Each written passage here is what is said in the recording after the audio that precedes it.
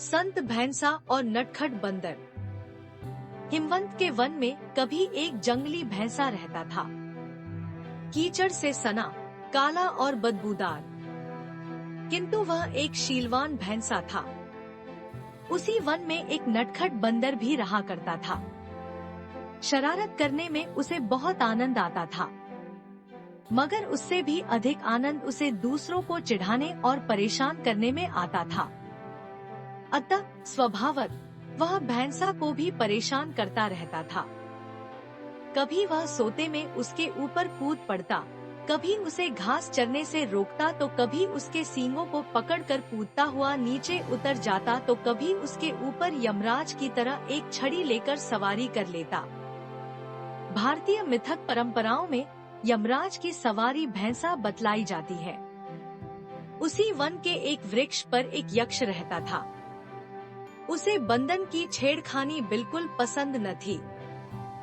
उसने कई बार बंदर को दंडित करने के लिए भैंसा को प्रेरित किया, क्योंकि वह बलवान और बलिष्ठ भी था।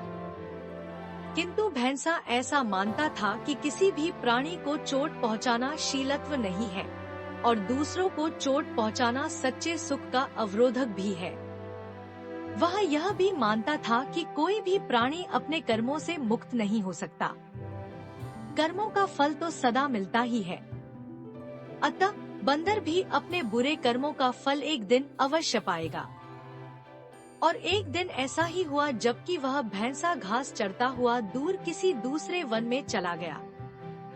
संयोगवश उसी दिन एक दूसरा भैंसा पहले भैंसा के स्थान पर आकर चरने लगा। तभी उछलता कूदता बंदर भी उधर आ पहुंचा। बंदर ने आव देखी न ताव।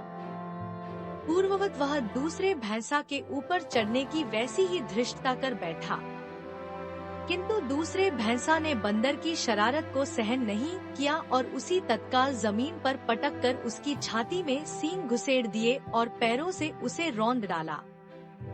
क्षण मात्र में ही बंदर के प्राण पखेरु उड़ गए।